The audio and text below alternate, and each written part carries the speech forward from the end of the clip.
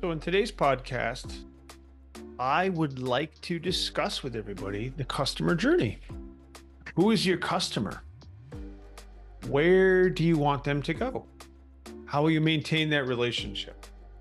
And as you all know, you're all very well aware, I like to put it in simple terms. That's kind of what I do.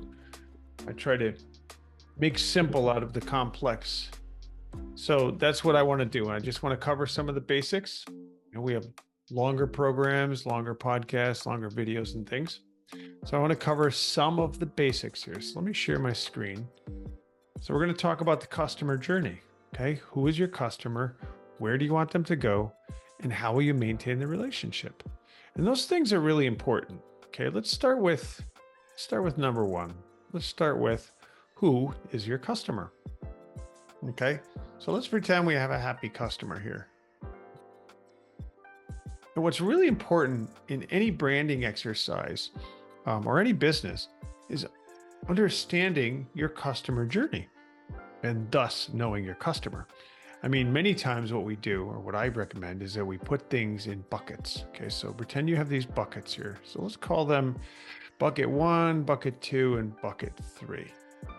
So knowing your customer and knowing your buckets is important because when we start to talk about marketing, we want to know what type of customer is in bucket 1, what kind of customer is in bucket 2, and what customer is in bucket 3. And they may all be different, right? And you may have 2 buckets, you may have just 1 bucket. In fact, some people I work with, they have multiple buckets, and that gets more confusing and more complex. I mean, we certainly can make a lot more buckets and try to define different types of customer, but it's really important to find out what your niche is, or what your customer niche is, right? So understanding, for example, let's call this bucket number 1, knowing your customer. So let's say, for example, we want to talk to pet owners, and bucket number 1 might be pet owners. And it depends on each business too, right? Because every business is different. So let's say bucket number 1 is pet owners, and bucket number 2, maybe it's pet shops, right? Because you want to market your pet products to pet shops. And then maybe your third bucket, just for the sake of pointing out an illustration here, might be, what could the third bucket be here? So we have pet owners, we have pet shops, and maybe we want to market to kids.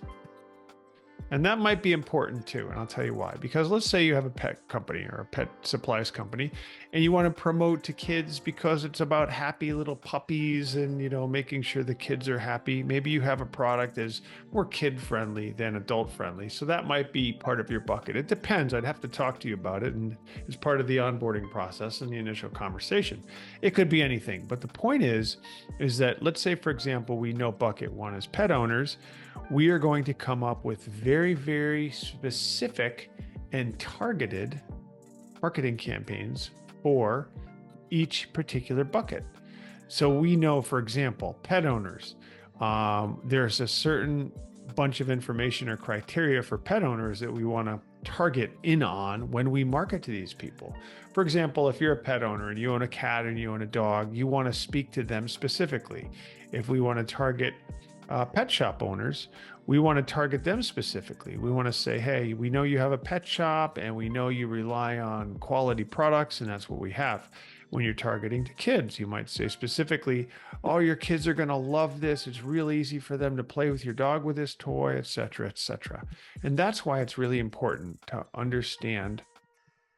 Put my little icon back there. It's really important to understand who is your customer. So that's number 1, who is your customer? Okay, let's move on to point number 2 of your customer journey. Where do you want them to go? Okay, so you're going to have a customer and they're going to be on a journey. They're going to be starting somewhere and you want them to go somewhere. So the question I often ask people when it comes to customers is, where do you want them to go? So let's go back to, let me get back to where's my other customer? Oh, here we go. Let's say this is the customer. I just happen to like this graphic, but here's a graphic of a customer, okay? And we want them to go on a particular journey. So let's draw a little line here. Okay, here's their journey. Where do we want them to go? Do we want them to go here? Do we want them to go here? Where is it that we want them to go? Most people will say, well, it's obvious, we want the customer to go here. We want it to be about money, making money. And that's not always the case. Sometimes what we want is a happy customer. But it is important to know the journey. And so, oops, I have who is your customer? We want this here. Where do you want them to go? Right? We want to know what their journey is going to be. So that's going to be really, really important. So try to figure out basically roughly where do you want them to go? Do you want them to go, for example, let me give you a couple examples here. Do you want them to go to your website? Oops, I gotta spell that right. Website. Do you want them to go to your store or your shop? Where else? It's like Family Feud with your top 10 answers. Website, store, shop. Do you want them to go to your contact page? Do you want them to go, I don't know, maybe I want them to go to a pitch video. That's all. I'm just showing you that there's different places that they can go on your customer journey.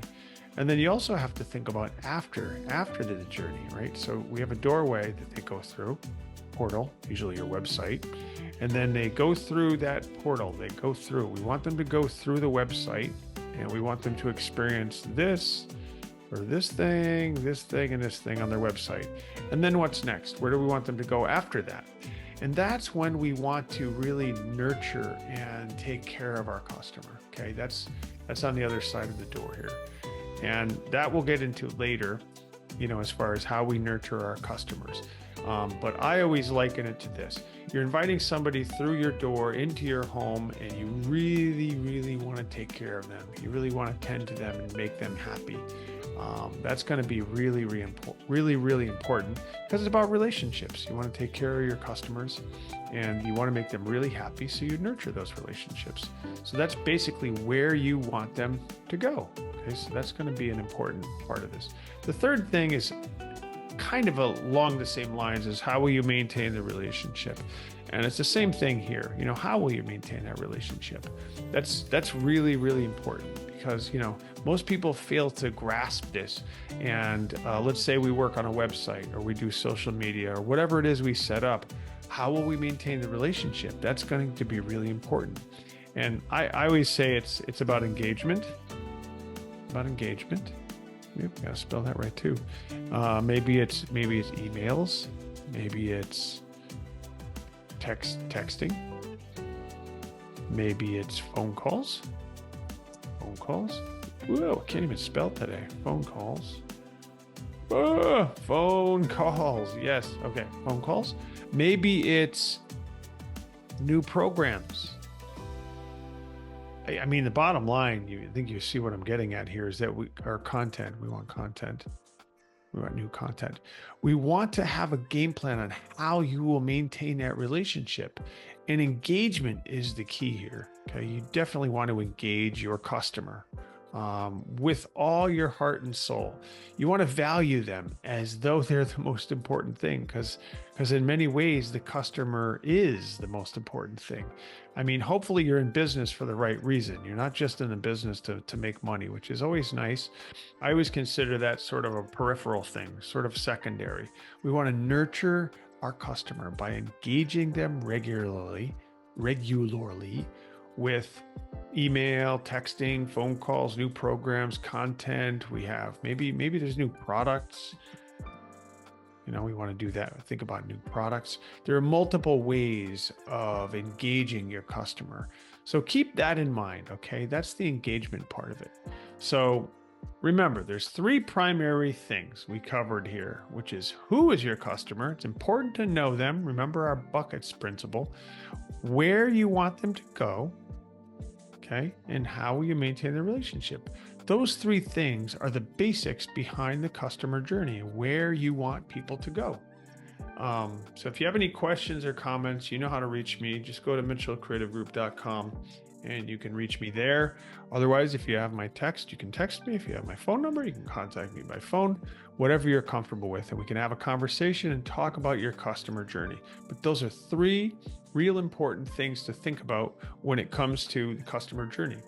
Everybody has a customer journey, even you. Let's say you're a Starbucks fanatic. And I only say that because I am. I happen to have some right here. Um, and you have a journey too, right? So my journey is the first time I tried it, I liked it, and I kept coming back and I try new products. They send me discount coupons and different things.